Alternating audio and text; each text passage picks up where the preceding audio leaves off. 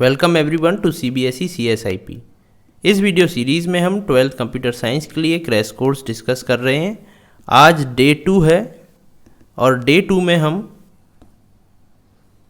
इन सारे टॉपिक्स को कवर करेंगे। इससे पहले के सारे टॉपिक्स हम डे 1 में कवर कर चुके हैं। यदि आप जानना चाहते हैं कि इस क्रैश कोर्स को हम किस तरीके से कवर कर रहे हैं तो इसके लिए आप इंट्रोडक्शन वीडियो देख सकते हैं, उसका लिंक डिस्क्रिप्शन में मिल जाएगा। चलिए स्टार्ट करते हैं day 2 with polymorphism in functions.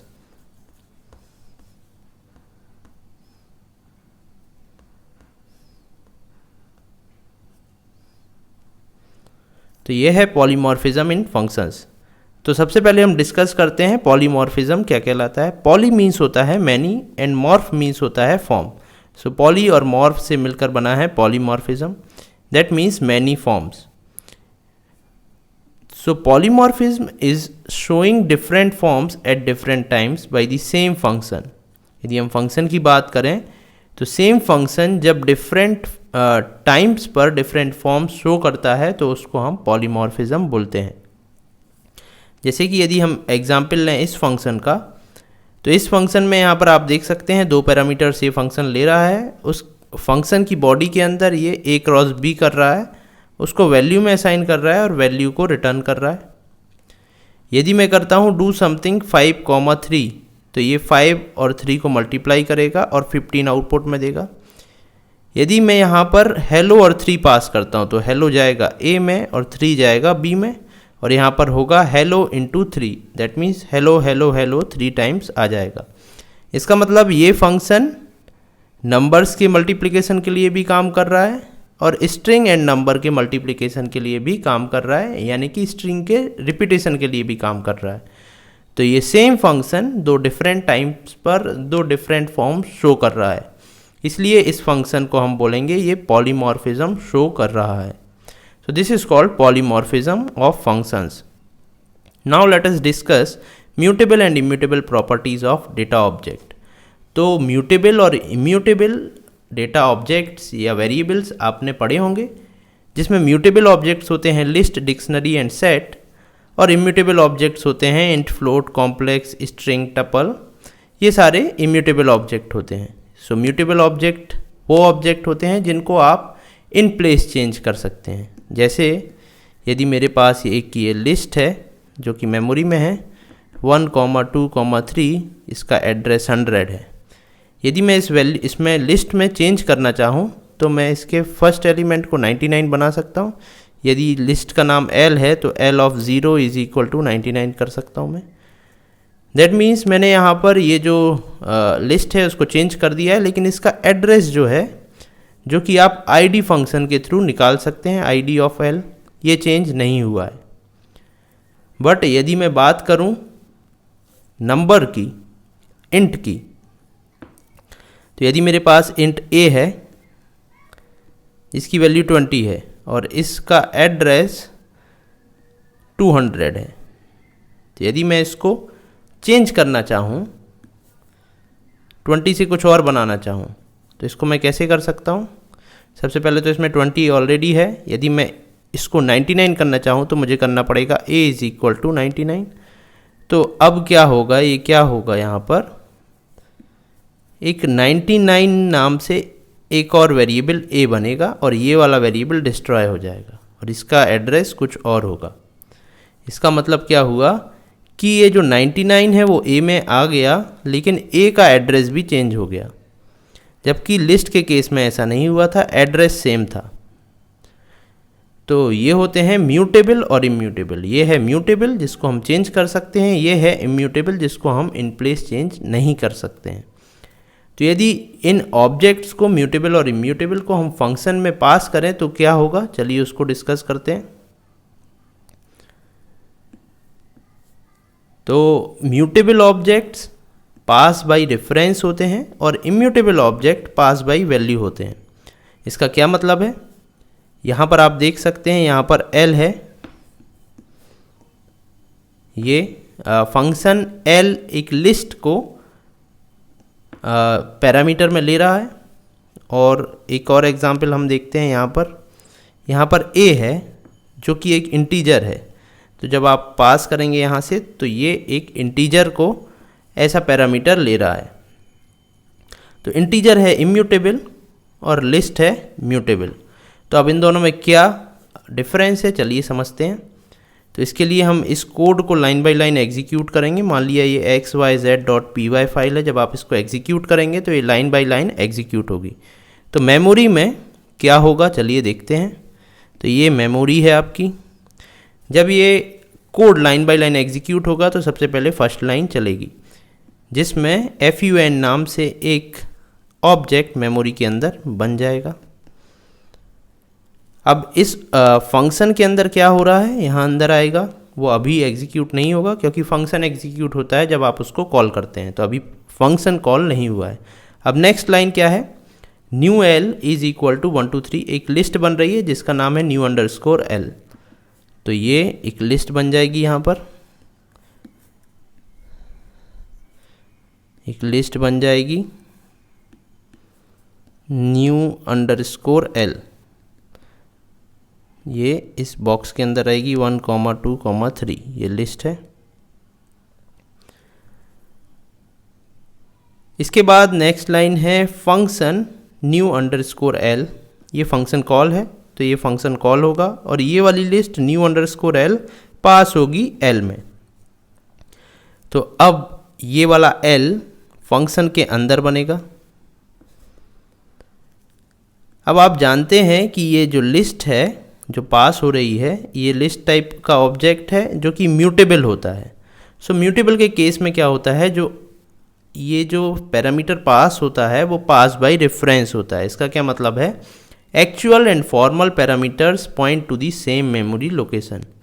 सो ये है एक्चुअल, ये है फॉर्मल। तो एक्चुअल और फॉर्मल दोनों ही सेम मेमोरी लोकेशन को पॉइंट करेंगे। तो ये सारी वैल्यूज़ यहाँ पर कॉपी ना होकर क्या होगा, यहाँ पर जो वैल्यूज़ रहेंगी वो सेम लोकेशन को पॉइंट करेंगी, इसी लोकेशन को जहाँ पर न्यू एल पॉइंट कर रहा है। इसके बाद नेक्स्ट लाइन क्या है, अब ये फंक्शन एग्जीक्यूट होगा। तो फंक्शन में फर्स्ट लाइन क्या है, एल ऑफ 0 में 99 असाइन हो रहा है।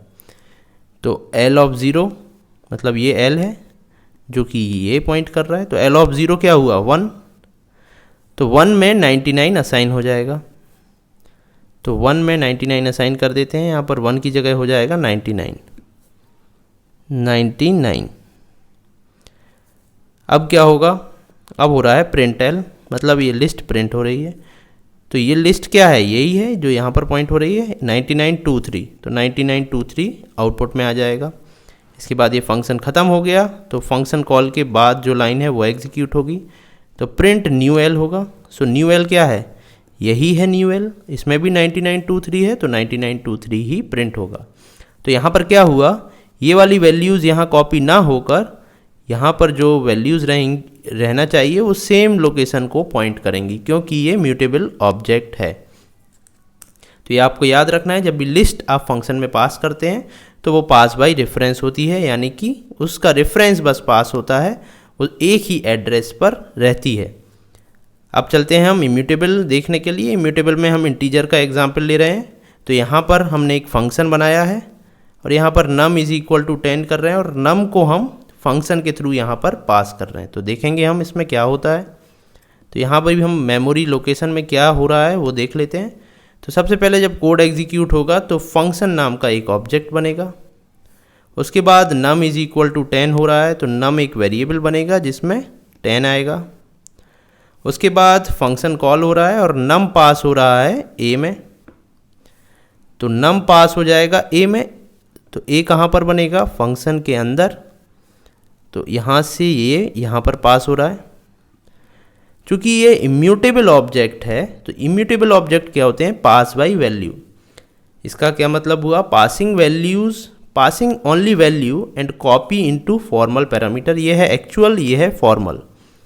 तो क्या होगा, ये 10 जाएगा यहाँ पर और हो जाएगा कॉपी। इसका रेफरेंस पास नहीं होगा, ये दोनों एक ही मेमोरी लोकेशन को पॉइंट नहीं करेंगे। अब क्या होगा, अब यहाँ पर हो रहा है a is equal to a+2। तो ये है a is equal to a+2 हुआ तो यहाँ पर हो जाएगा 12। इसके बाद प्रिंट हो रहा है प्रिंट ए, तो आउटपुट में ए की वैल्यू प्रिंट हो जाएगी यानी कि 12, तो ये 12 प्रिंट हो गया। उसके बाद ये फंक्शन ख़त्म, तो फंक्शन कॉल के जस्ट बाद वाली लाइन चलेगी प्रिंट नम। नम में क्या है, अभी भी 10 है, तो प्रिंट हो जाएगा 10। तो इस तरीके से 12 और 10 आउटपुट में प्रिंट होंगे। तो ये था mutable and immutable properties of data object. ये आपको याद रखना है जब आप लिस्ट, डिक्शनरी या सेट पास करते हैं। आपके सिलेबस में लिस्ट और डिक्शनरी बस है, तो आप लिस्ट और डिक्शनरी जब पास करेंगे तो ये सेम मेमोरी लोकेशन को पॉइंट करेगा। तो यदि आप फंक्शन के अंदर कुछ भी चेंज करते हैं तो एक ही मेमोरी लोकेशन में चेंज होगा, और यदि आप उसी लिस्ट को दोबारा बाहर देखेंगे तो उसमें भी चेंजेस आ जाएंगे। जबकि इम्यूटेबल में ऐसा नहीं होगा, यहाँ पर वैल्यू अलग है, यहाँ पर अलग है। यदि आप अंदर चेंज करते हैं तो अंदर चेंज होगा, बाहर चेंज करेंगे तो बाहर चेंज होगा। तो ये प्रॉपर्टीज़ थी जो आपको याद रखना है। अब हम बात करेंगे फंक्शंस। लाइब्रेरीज़ में जो फंक्शंस हैं, स्ट्रिंग और मैथमेटिकल फंक्शंस, उनको डिस्कस करेंगे। ये दोनों ही आपके सिलेबस में हैं। तो स्ट्रिंग में और मैथमेटिक्स की लाइब्रेरीज़ में कौन कौन से फंक्शन होते हैं हम उसको डिस्कस करेंगे। सबसे पहले हम देखेंगे स्ट्रिंग फंक्शंस को, उसके बाद हम डिस्कस करेंगे कौन कौन से मैथ फंक्शंस होते हैं। तो इतने सारे स्ट्रिंग फंक्शंस होते हैं, ये क्या काम करते हैं इनको चलिए एक एक करके डिस्कस करते हैं। सबसे पहला है कैपिटलाइज फंक्शन। सो कैपिटलाइज क्या करता है, अभी जितने भी फंक्शन है ये स्ट्रिंग फंक्शन है। तो अब आप जब भी ऊपर दिए हुए किसी भी फंक्शन को कॉल करेंगे तो आप कैसे करेंगे कॉल, स्ट्रिंग, आप स्ट्रिंग देंगे जो कि कोट में रहेगी, जैसे hello dot function name. String का जो भी फंक्शन है उसका नेम देंगे, ठीक है, डॉट, जैसे मैं करूं कैपिटलाइज। इसके बाद फंक्शन है तो ब्रैकेट्स लगेंगे, ब्रैकेट लगते हैं। तो ये है इस किसी भी फंक्शन को कॉल करने का तरीका, स्ट्रिंग डॉट फंक्शन का नेम, और लास्ट में फंक्शन है तो ब्रैकेट्स आएंगे। तो चलिए अब सब एक एक फंक्शन को देखते हैं। सबसे पहला है कैपिटलाइज। सो कैपिटलाइज क्या करता है, जैसे एस एक स्ट्रिंग है, यहाँ पर मैं कैपिटलाइज को कैसे कॉल करूँगा, एस डॉट कैपिटलाइज और लास्ट में ब्रैकेट।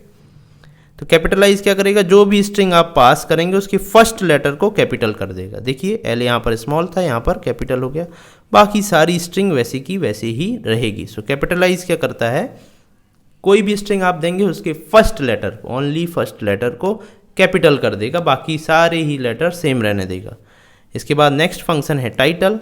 तो टाइटल भी ऐसे ही कॉल होता है, स्ट्रिंग डॉट फंक्शन नेम, तो स्ट्रिंग ऐसे डॉट टाइटल और लास्ट में ब्रैकेट। तो ये क्या करता है टाइटल फंक्शन, सारे जितने भी आपने वर्ड लिखे हैं, सारे वर्ड, ध्यान से सुनिए, सारे वर्ड के फर्स्ट लेटर को कैपिटल कर देगा। इसका एल, इसका सी, आई, ए, सी, ये कैपिटल हो जाएंगे, आप देखिए। तो टाइटल सारे वर्ड के फर्स्ट लेटर को कैपिटल कर देता है। इसके बाद है काउंट।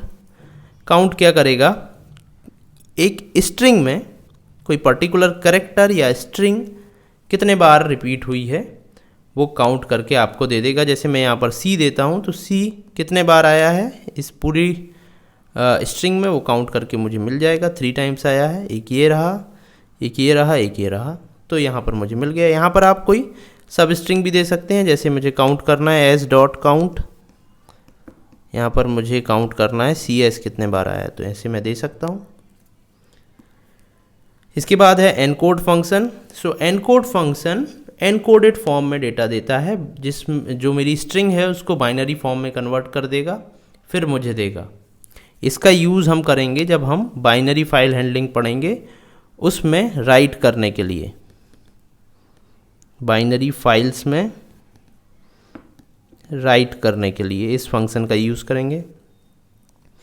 और इससे एक और फंक्शन होता है डिकोड, इसका यूज़ हम करेंगे जब हम बाइनरी फाइल्स पढ़ेंगे, उसमें जो डेटा है उसको रीड करने के लिए।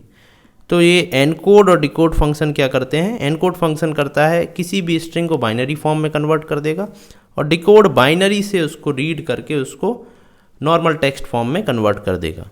तो जैसे ये एक स्ट्रिंग है तो स्ट्रिंग डॉट एनकोड करना है आपको, और यहाँ पर एनकोडिंग स्कीम देना पड़ती है।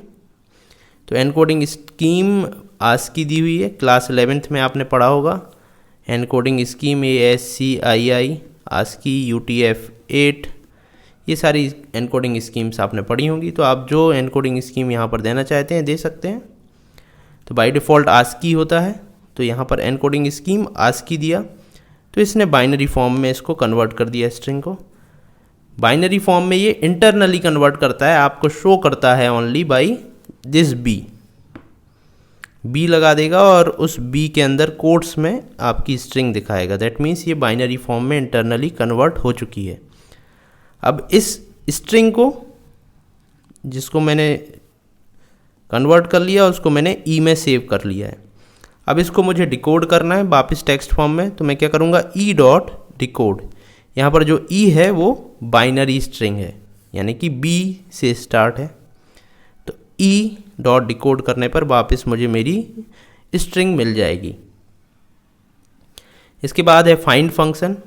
सो फाइंड क्या करेगा, एक जो मेरी स्ट्रिंग है, स्ट्रिंग डॉट फाइंड लिखना पड़ता है मुझे, और ब्रैकेट्स, इसके अंदर इस स्ट्रिंग में जो भी मुझे फाइंड करना है वो देना पड़ता है। यदि इस स्ट्रिंग में मुझे फाइंड करना है CBSE CSIP, तो मैं यहाँ पर CBSE CSIP दूंगा। तो ये किस पोजीशन पर है काउंट आप करेंगे तो आपको पता चलेगा ये 17th पोजीशन पर है। तो ये आपको पोजीशन देता है। फाइंड फंक्शन इस पर्टिकुलर सब स्ट्रिंग की आपकी मेन स्ट्रिंग में पोजीशन आपको रिटर्न करके देगा। यदि ये पर्टिकुलर CBSE CSIP में सर्च कर रहा हूँ, यदि ये इस स्ट्रिंग में नहीं होता, इतनी स्ट्रिंग होती, तो क्या होता, तो यहाँ पर -1 रिटर्न होता।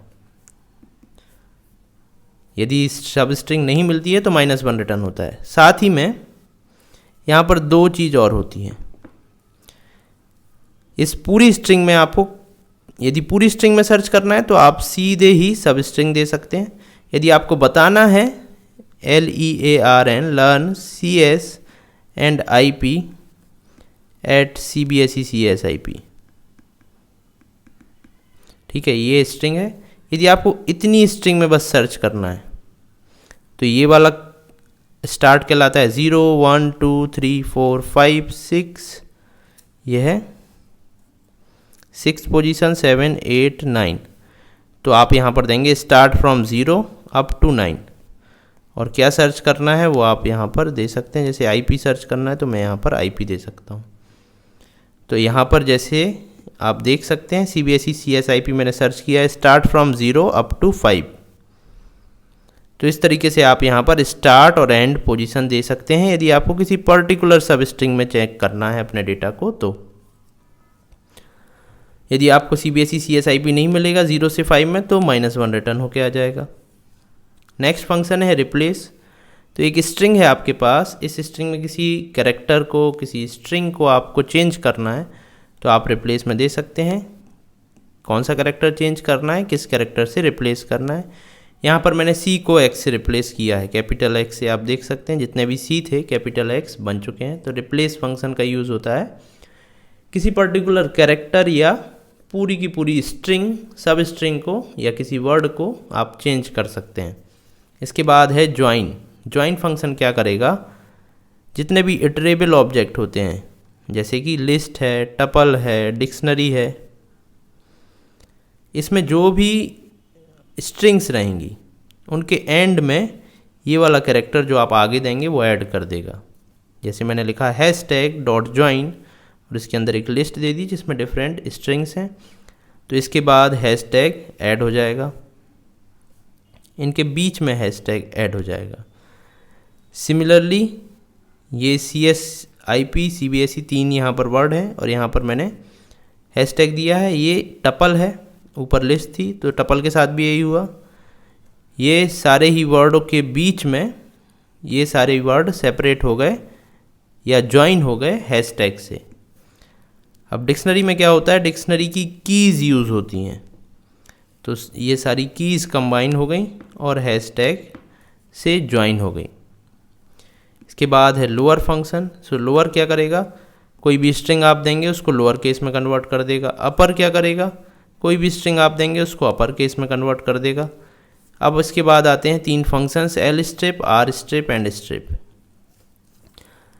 स्ट्रिप फंक्शन क्या करता है? स्ट्रिप फंक्शन कोई भी आपकी स्ट्रिंग है उसके यहाँ पर आगे या पीछे जो भी स्पेसेस हैं या कोई पर्टिकुलर कैरेक्टर है उसको रिमूव कर देता है। यदि हम इस फंक्शन के अंदर कुछ नहीं देते हैं इन फंक्शन के अंदर, तो ये स्पेस को, डिफ़ॉल्ट स्पेस को रिप्लेस करता है, रिमूव करता है।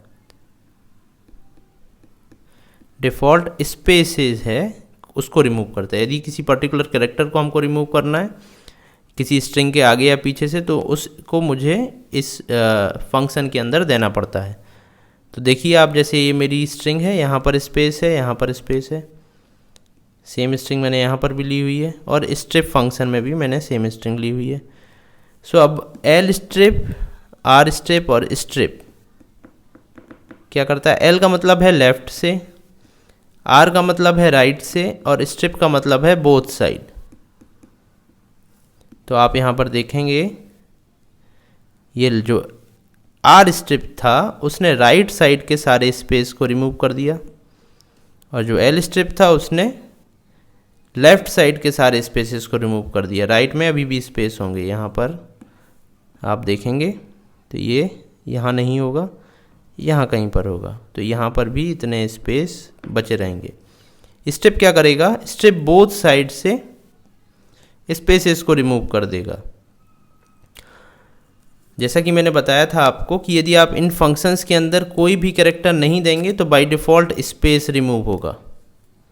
यदि किसी पर्टिकुलर कैरेक्टर्स को आप देना चाहते हैं तो आप इसमें दे सकते हैं। जैसे यहाँ पर CBSE CSIP लिखा हुआ है, इसके आगे डॉट, कॉमा, DDUU हैशटैग है, इस तरफ भी कुछ सिंबल्स हैं, परसेंटेज है। तो इन सारे सिंबल्स को hashtag, dollar, percentage, dot, comma, DU मैं यहाँ पर दे सकता हूँ स्ट्रिप में। तो क्या करेगा? इसके आगे या पीछे कोई भी इन सारे कैरेक्टर्स में से कोई भी कैरेक्टर होगा तो उसको रिमूव कर देगा। तो देखिए यहाँ पर आउटपुट में सिर्फ CBSE CSIP बचा, ये सारी चीज़ें रिमूव हो गई। ऐसे ही आप एल स्ट्रिप के साथ कर सकते हैं, आर स्ट्रिप के साथ कर सकते हैं। यहाँ पर जो कैरेक्टर्स आपको रिमूव करना है वो सारे कैरेक्टर्स दे सकते हैं। अब आता है नेक्स्ट फंक्शन स्प्लिट। तो स्प्लिट क्या करेगा? आपके पास कोई स्ट्रिंग है, उस स्ट्रिंग को स्पेस से सेपरेट करके एक लिस्ट के फॉर्म में आपको दे देगा। तो ये मैं करूँगा एस डॉट स्प्लिट। तो learn, CS, and IP, at, CBSE CSIP ये सारे अलग अलग होके एक लिस्ट के फॉर्म में आ जाएंगे। तो सेम ये भी स्प्लिट फंक्शन भी बाय डिफ़ॉल्ट स्पेस से सेपरेट करता है। यदि आप चाहते हैं किसी पर्टिकुलर सिंबल से सेपरेट करें एंड से, तो आप यहाँ पर दे सकते हैं इसके अंदर। तो यहाँ पर एंड से ये अब ये इसको सेपरेट कर देगा स्ट्रिंग को, एक पार्ट ये हो जाएगा, एक पार्ट ये, तो दो पार्ट हो गए। अब दोनों ही लिस्ट के फॉर्म में रिटर्न होके आपके पास आ जाएंगे। इसके बाद फंक्शन है इज़ ALNum। इज़ ALNum का मतलब होता है इज़ अल्फ़ा न्यूमेरिक। क्या आपकी जो स्ट्रिंग है वो अल्फ़ा न्यूमेरिक है? मतलब वो सिर्फ अल्फ़ाबेट और न्यूमेरिक नंबर से मिलकर बनी है। अल्फ़ाबेट और नंबर्स, इसलिए इसका नाम है ALNum। क्योंकि आप चेक कर रहे हैं इसलिए इसके आगे इज़ भी लगा हुआ है, क्वेश्चन मार्क है ये। तो यहाँ पर देखिए मैंने कहा एज डॉट, यानी कि ये स्ट्रिंग डॉट इज़ ALNum। अब आप देखेंगे यहाँ पर सारे ही अल्फ़ाबेट नहीं हैं, स्पेशल कैरेक्टर भी हैं, जिसमें स्पेशल कैरेक्टर है एंड का सिंबल, और स्पेस भी एक स्पेशल कैरेक्टर माना जाता है। तो यहाँ पर स्पेस एंड और एंड का सिंबल है, इसलिए इसकी वैल्यू आती है फॉल्स। ये सिर्फ अल्फ़ाबेट और नंबर से मिलकर नहीं बनी है। अगर मैं इज़ अल्फ़ा चेक करता हूँ तो ये बताता है कि ये स्ट्रिंग सिर्फ अल्फ़ाबेट से मिलकर बनी है या नहीं। तो ये अल्फ़ाबेट से अभी आपने देखा स्पेस और एंड है, इसलिए ये भी फॉल्स आएगा। इज़ डिजिट, तो यहाँ पर मैंने एक स्ट्रिंग ली जिसमें सिर्फ डिजिट है, तो इसको यदि मैं चेक करूँगा इज़ डिजिट तो ये ट्रू देगा, क्योंकि ये स्ट्रिंग डिजिट से मिलकर बनी है। इसके बाद है इज़ लोअर। तो ये चेक करता है कि जितने भी कैरेक्टर्स हैं सारे ही सारे लोअर केस में हैं या नहीं। तो चूँकि ये सारे लोअर केस में है इसलिए मुझे ट्रू मिलेगा। इसके बाद है इज़ अपर। चूँकि ये सारे लोअर केस में है इसलिए मुझे फॉल्स मिलेगा। अपर चेक करता है सारे कैरेक्टर्स अपर केस में है या नहीं। Is numeric. इज न्यूमेरिक का मतलब है ये सारे ही सारे नंबर्स के फॉर्म में है या नहीं। तो ये नहीं है, इसलिए यहाँ पर फॉल्स आया। आप देखेंगे यहाँ 7070 है, तो यहाँ पर ट्रू आया। ये एग्जैक्टली सिमिलर है इज डिजिट के। इज डिजिट और या इज न्यूमेरिक आप दोनों में से कोई भी यूज़ कर सकते हैं। इज स्पेस, तो ये चेक करता है ये जो भी स्ट्रिंग है स्पेस है या नहीं, क्योंकि स्पेस बस है यहाँ पर इसलिए ट्रू आ गया। इज टाइटल, इस टाइटल चेक करेगा जो भी स्ट्रिंग है उसका फर्स्ट लेटर कैपिटल है या नहीं, है तो ट्रू आ जाएगा।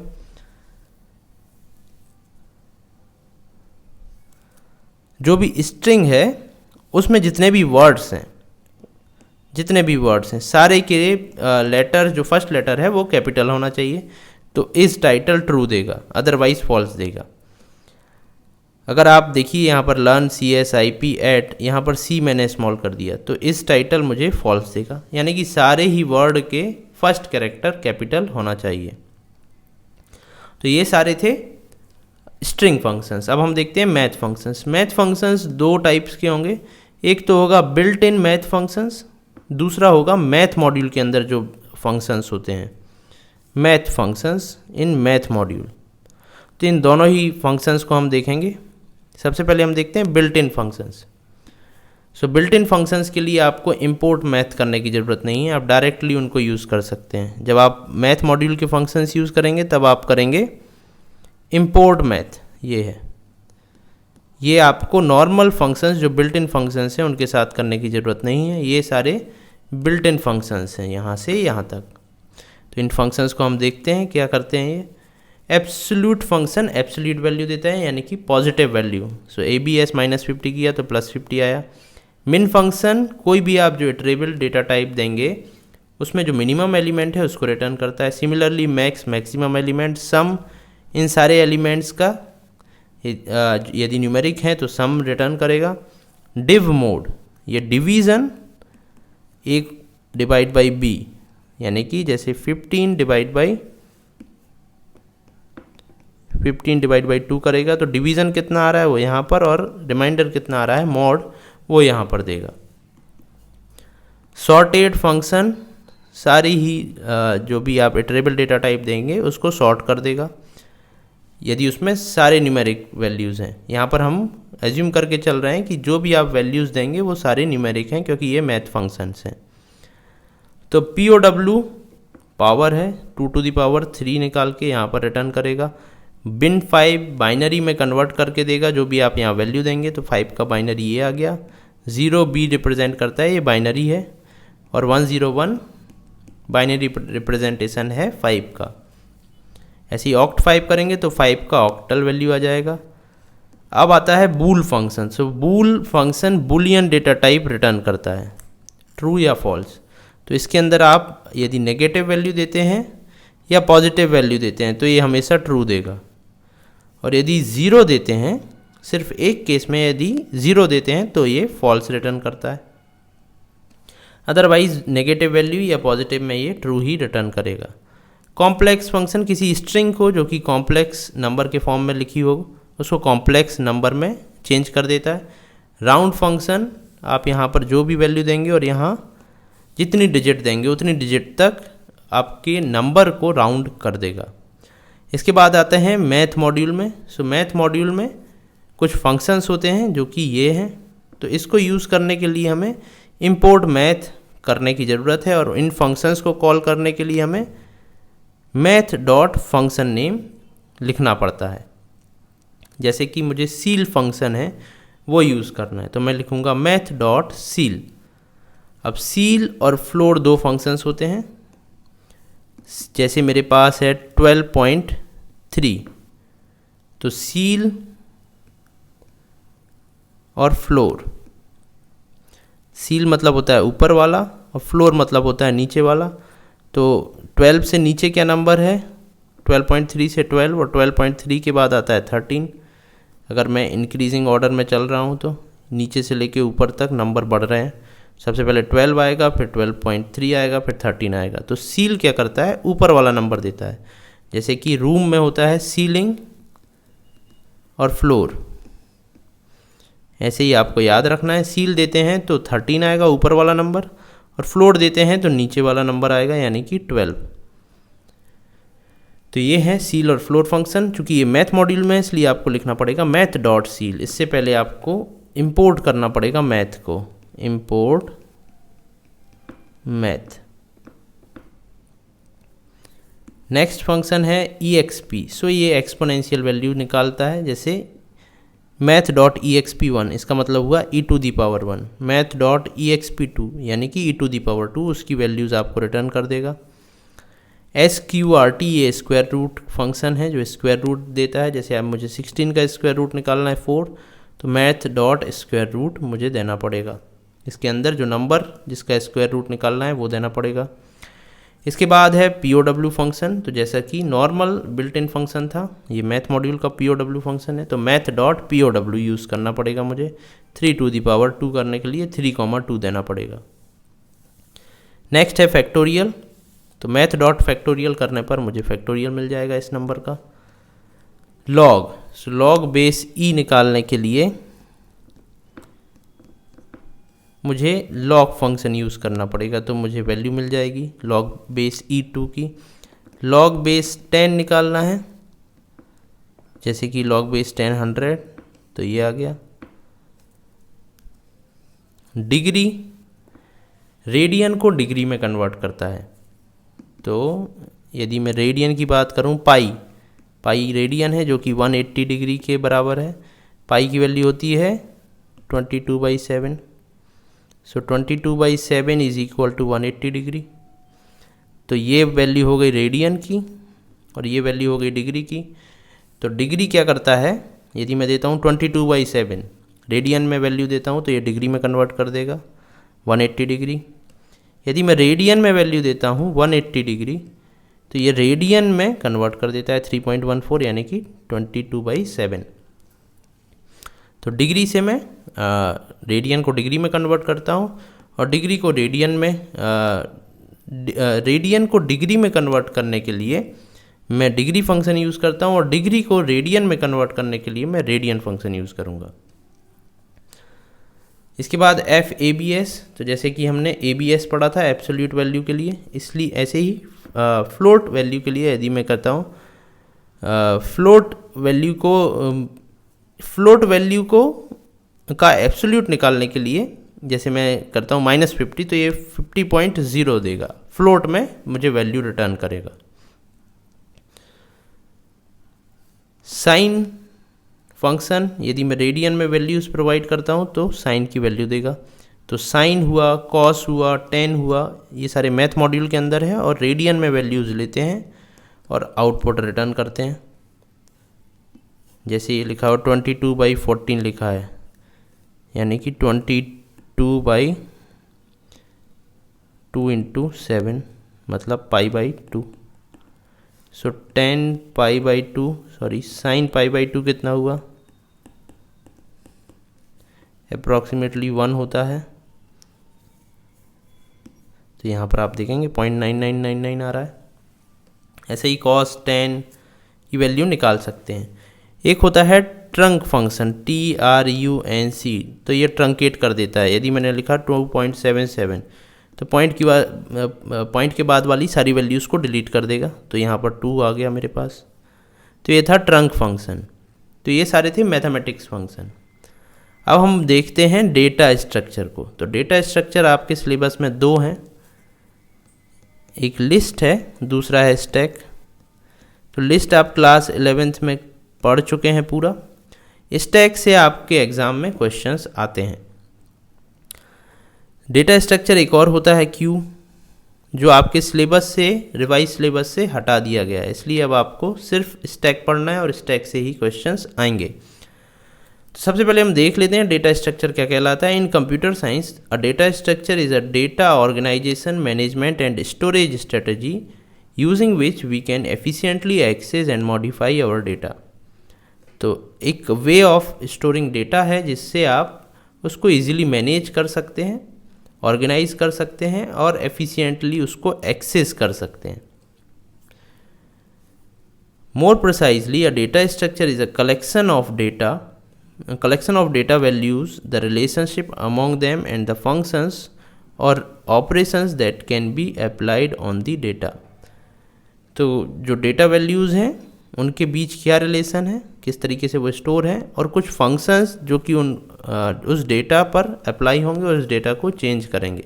तो इनसे मिलकर बना होता है डेटा स्ट्रक्चर। जैसे कि मैं बात करूं लिस्ट डेटा स्ट्रक्चर की, स्टैक डेटा स्ट्रक्चर की, तो यहाँ पर कुछ ऑपरेशंस होते हैं पुश, पॉप एंड पीक, जिसमें पुश एंड पॉप इम्पॉर्टेंट है आपके लिए, एग्ज़ाम में फंक्शंस बनाने आते हैं पुश एंड पॉप के। तो डेटा स्ट्रक्चर जो स्टैक है वो कैसे बना होता है, लास्ट इन फर्स्ट आउट से, और उसके कुछ ऑपरेशंस होते हैं। तो इन दोनों को मिलाकर इसको और इसको कैसे स्टोर होता है, उसके कुछ ऑपरेशंस मिलाकर बना होता है डेटा स्ट्रक्चर। तो वही यहाँ पर लिखा हुआ था, collection of data values, relationship among them and the functions और operations that can be applied on the data. तो ऑपरेशंस जैसे पुश एंड पॉप। तो लिस्ट होता है, स्टैक होता है एंड क्यू। और भी कई सारे डेटा स्ट्रक्चर होते हैं जिसमें प्रिमिटिव डेटा स्ट्रक्चर है और नॉन प्रिमिटिव डेटा स्ट्रक्चर्स हैं। प्रिमिटिव डेटा स्ट्रक्चर्स जैसे कि इंटीजर, फ्लोट, स्ट्रिंग, बुलियन, ये भी डेटा टाइप हैं जो कि डेटा को स्टोर करने के काम आते हैं, लेकिन ये काफ़ी पुराने डेटा टाइप्स हैं, बहुत ही सिंपल डेटा टाइप हैं, इसलिए इनको प्रिमिटिव बोलते हैं। और नॉन प्रिमिटिव में और भी कई सारे डेटा टाइप्स आते हैं, जिसमें लिस्ट आता है, टपल, डिक्शनरी आता है, सेट है, फाइल है, तो इसमें भी हम डेटा को स्टोर करते हैं। लिस्ट के अंदर लीनियर और नॉन लीनियर डेटा स्ट्रक्चर्स आते हैं। लीनियर में स्टैक क्यू है, नॉन लीनियर में ग्राफ एंड ट्री है। तो हमको लिस्ट आप 11th में पढ़ चुके हैं, अब लीनियर लिस्ट के अंदर हमको स्टैक देखना है। चलिए बढ़ते हैं आगे और देखते हैं स्टैक को। तो स्टैक जो है वो लास्ट इन फर्स्ट आउट के फॉर्म में काम करता है। Last in LIFO, LIFO, last in first out, या first in last out, FILO। जो पहले जाएगा वो सबसे आखिरी में रहेगा और आखिरी वाला एलिमेंट सबसे आखिरी में ही निकलेगा। तो फर्स्ट इन, ये फर्स्ट एलिमेंट है, ये सेकंड, थर्ड, फोर्थ, फिफ्थ, और जब बाहर आएंगे एलिमेंट्स तो कैसे आएंगे, ये पहले आएगा, फिर ये, फिर ये, फिर ये, फिर ये। तो फर्स्ट इन लास्ट आउट, या फिर मैं कहूँ लास्ट इन फर्स्ट आउट। तो ये कहलाता है स्टैक डेटा स्ट्रक्चर। इसको आप एक एग्जांपल से समझ सकते हैं। जो सीडी का स्टैंड होता है, उससे जो सीडी सबसे पहले आप रखते हैं वो सबसे नीचे जाती है, और सबसे ऊपर वो सीडी रहती है जो सबसे लास्ट में आपने रखी। लेकिन जब आप इस सीडी को निकालेंगे तो सबसे ऊपर वाली जो सीडी है वो सबसे पहले बाहर आएगी। यही है एक एग्जाम्पल ऑफ स्टैक। तो अब इस स्टैक में आपको एग्ज़ाम में क्या आता है, एग्ज़ाम में आता है एक क्वेश्चन रहेगा, उसमें आपको पुश और पॉप फंक्शन बनाने के लिए बोलेगा। तो यहाँ पर मैंने स्टैक का इम्प्लीमेंटेशन दिया हुआ है। ये कैसे काम करता है देखिए, पहले हम इसका आउटपुट देखकर समझते हैं। ये स्टैक का फुल इम्प्लीमेंटेशन का प्रोग्राम है। जब आप उसको रन करते हैं तो ये मेन्यू ड्रिवन आउटपुट आपको देता है। इसमें 4 आउटपुट देगा आपको, पुश करना है, पॉप करना है, डिस्प्ले करना है, या एग्जिट होना है। Enter your choice. तो आप देते हैं 1 का मतलब है पुश।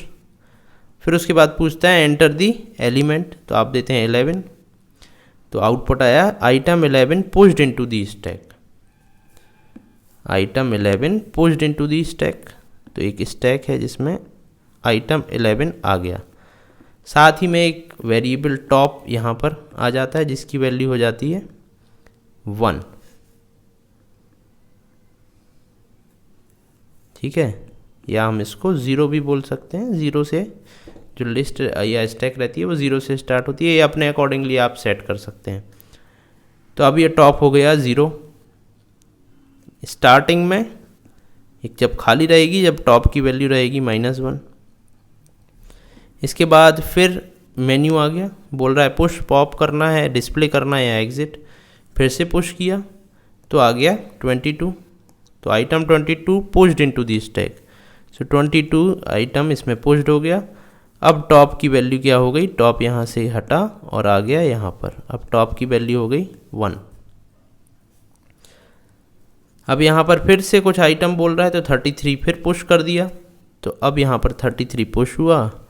अब टॉप कहाँ चला गया, और ऊपर चला गया, टॉप की वैल्यू हो गई 2।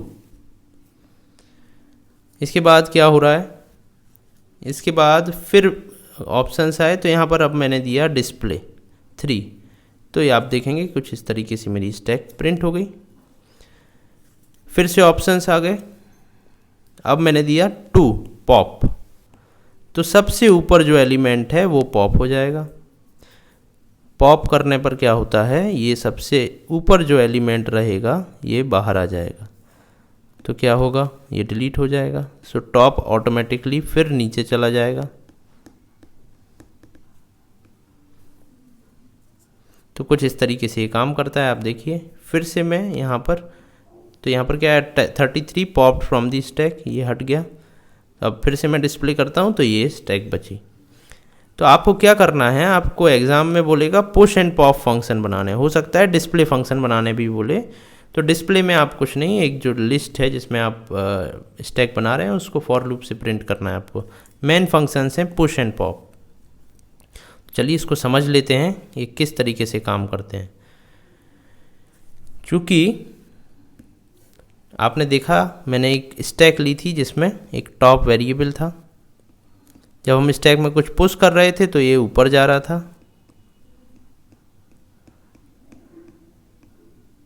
और जब हम स्टैक में से डिलीट कर रहे थे तो ऑटोमेटिकली ये नीचे आ रहा था। तो यानी कि जब हम पुश या पॉप कोई भी ऑपरेशन कर रहे हैं टॉप का यूज़ हो रहा है। तो टॉप एक वेरिएबल हम लेते हैं जो कि ग्लोबली हमने इसको लिया, और स्टार्टिंग में जब स्टैक खाली है तो इसको हमने बताया था ये रहेगा -1, तो टॉप की वैल्यू हमने कर दी -1, ये असाइन हो गई। और स्टैक एस ली, ये जो स्टैक है बनी हुई है इसका नाम है एस, जो कि स्टार्टिंग में एम्प्टी है। अब एक मेन्यू फंक्शन बना है, इसको आप छोड़ दीजिए, यदि आप चाहते हैं तो इस पूरे कोड को आप देख सकते हैं, ये आपके काम का नहीं है, जो एग्ज़ाम में आएगा मैं सिर्फ उसी को डिस्कस कर रहा हूँ। तो पुश फंक्शन और पॉप फंक्शन ये एग्ज़ाम में आएंगे, और डिस्प्ले फंक्शन आएगा। तो आपने देखा कि हमने यहाँ पर दो चीज़ें ली, हमने ली स्टैक एस और टॉप को -1 से असाइन कर दिया। टॉप को हमने सबसे ऊपर क्यों लिया, ग्लोबल में लिया, क्योंकि ये पुश में भी यूज़ होगा, पॉप में भी यूज़ होगा, ठीक है, और डिस्प्ले में आप चाहते हैं तो डिस्प्ले में भी यूज़ हो सकता है। तो पुश, पॉप और डिस्प्ले में यहाँ पर 3 फंक्शंस बनाऊंगा। तो यहाँ पर पुश में ग्लोबल टॉप कर दिया, ताकि यहाँ पर जो टॉप आप यूज़ करें उसको बता दें पुश को कि ये ग्लोबल में जो आपने टॉप डिक्लेयर किया है वो यूज़ होगा, कोई नया टॉप पुश फंक्शन के अंदर लोकली नहीं बनेगा। सिमिलरली पॉप के अंदर भी आप बता देंगे टॉप जो यूज़ होगा वो ग्लोबली जो टॉप आपने बनाया है वो टॉप यूज़ होगा। अब पुश में क्या होता है, जब कोई एक स्टैक है, यहाँ पर स्टार्टिंग में टॉप -1 है, पुश में क्या होगा, एक नया एलिमेंट ऐड होगा, जैसे कि मैं 11 ऐड करता हूँ तो 11 आ गया। तो एक टास्क तो ये परफॉर्म हुआ, दूसरा क्या हुआ, टॉप की वैल्यू -1 से अब 0 हो गई, यानी कि 1 बढ़ गई। तो क्या हो रहा है, अब ये जो आइटम है 11 वो आपको लेना पड़ेगा यूज़र से, वो क्या देना चाहता है, हो सकता है ABCD इंसर्ट करना है या नंबर इंसर्ट करना है, जो भी इंसर्ट करना है आप यहाँ पर लेंगे। Item is equal to int input enter an item to push. यदि आप चाहते हैं तो यहाँ पर स्ट्रिंग ले सकते हैं, जो चाहें आप वो ले सकते हैं। उसके बाद आपको क्या करना है, एक जो हमने स्ट्रिंग हमने जो एस एक स्टैक बनाई थी जिसका नाम ये है, ये एस है, इसमें इस आइटम को अपेंड करना है। तो एस डॉट अपेंड आइटम, तो आइटम आपने यहाँ पर जो लिया था यूज़र से अब उसमें अपेंड हो जाएगा। मान लिया ये नंबर है तो ये नंबर यहाँ पर अब 11 आ जाएगा स्टैक में। इसके बाद टॉप की वैल्यू इंक्रीज़ हो जाएगी, टॉप की वैल्यू टोटल जो लेंथ है स्टैक की -1 वो हो जाएगी, या फिर आप लिख सकते हैं top is equal to top +1, ये हो जाएगा। ये दोनों ही सही है। तो अब 11 ऐड हो गया। तो ये छोटा सा प्रोग्राम है, मेन है, इसमें आप एस डॉट अपेंड करेंगे और यूज़र से इनपुट लेंगे। क्या करना है, तो 3 टास्क यहाँ पर परफॉर्म हो रहे हैं। इसको मैं क्लियर करके आपको फिर से बता देता हूँ। 3 टास्क परफॉर्म हो रहे हैं। पहला आइटम लेंगे, दूसरा आइटम को अपेंड करेंगे और तीसरा टॉप की वैल्यू को एक इंक्रीज कर देंगे। यहाँ पर आप top is equal to len of s minus 1 कर सकते हैं या top is equal to top plus 1 भी कर सकते हैं। ये दोनों ही करेक्ट हैं। तो ये हो गया पुश का फंक्शन। अब जब भी आप पुश फंक्शन कॉल करेंगे ये 3 ऑपरेशंस परफॉर्म होंगे और आइटम इसमें ऐड होता जाएगा। यदि 22 ऐड करना है मुझे तो 22 ऐड हो जाएगा और टॉप की वैल्यू अब हो जाएगी 1। 33 ऐड करना है, 33 इसमें अपेंड होगा और टॉप की वैल्यू हो जाएगी 2। अब पॉप में क्या होगा, पॉप में क्या क्या टास्क परफॉर्म होंगे सबसे पहले वो देख लो। सबसे पहले अगर मुझे पॉप करना है तो 33 हट जाएगा यहाँ से। क्या हुआ, आइटम पॉप हो गया, साथ ही में टॉप की वैल्यू 1 कम हो जाएगी। 2 थी तो अब 1 बचेगी। तो 2 टास्क के परफॉर्म हुए। इसके बाद फिर से इसको रिमूव कर देता हूँ मैं। तो 2 टास्क परफॉर्म हुए। अगर मैं फिर से पॉप करता हूँ तो 22 रिमूव हो जाएगा और यहाँ पर 0 हो जाएगा। यदि फिर से मैं पॉप करता हूँ तो ये रिमूव हो जाएगा, ये हो जाएगा 0, सॉरी ये हो जाएगा -1। तो अब स्टैक मेरी खाली हो गई। यदि मैं अब फिर से पॉप करना चाहूँ तो अब आएगी एरर, क्योंकि स्टैक में तो कुछ है ही नहीं। इसलिए इस एरर को रिमूव करने के लिए मैं यहाँ सबसे पहले चेक करूँगा कि स्टैक खाली तो नहीं है। ग्लोबल टॉप तो हमको करना ही है दोनों में। तो इसके बाद मुझे चेक करना है if top is equal to -1। तो एक मैसेज दूंगा नो आइटम टू पॉप, कोई भी आइटम नहीं है जिसको मैं पॉप करना चाहता हूँ। एल्स, अब मैं अपने टास्क को परफॉर्म करूँगा। तो टास्क क्या था, 2 टास्क थे। पहला आइटम को पॉप करना, उसके बाद दूसरा टॉप की वैल्यू टॉप -1 कर देना। तो ऑटोमेटिकली टॉप की वैल्यू कम होती जाएगी। और यदि आप चाहते हैं तो यहाँ पर एक मैसेज दे सकते हैं कि ये वाला आइटम पॉप हुआ है। ये देना भी इम्पॉर्टेंट है, ये वाला लाइन, क्योंकि आपको यूज़र को बताना पड़ेगा आपने उस स्टैक से कौन सा एलिमेंट निकाल दिया है। इसके बाद हम आते हैं डिस्प्ले फंक्शन पर। डिस्प्ले फंक्शन में आप इसको जैसे मैंने बनाया है वैसे भी बना सकते हैं, अदरवाइज़ बहुत ही सिंपल वे से बना सकते हैं। ये तो मैंने यहाँ पर थोड़ा सा फॉर्मेटिंग करके लिखा है ताकि ये जो रिप्रेजेंट हो रहा था यहाँ पर आपने आउटपुट देखा कुछ इस तरीके से रिप्रेजेंट हो, साथ में टॉप भी लिखा है। ये आपके लिए ज़रूरी नहीं है फॉर्मेटिंग करना, आप नॉर्मल वे में भी इसको बना सकते हैं। जैसे कि मैं नॉर्मल वे में इसको बनाना चाहूँ तो डेफ डिस्प्ले, सबसे पहले चेक करूँगा स्टैक में कुछ है या नहीं। So if top double equal to -1 तो प्रिंट करूँगा स्टैक एम्प्टी है, कोई आइटम नहीं है प्रिंट करने के लिए।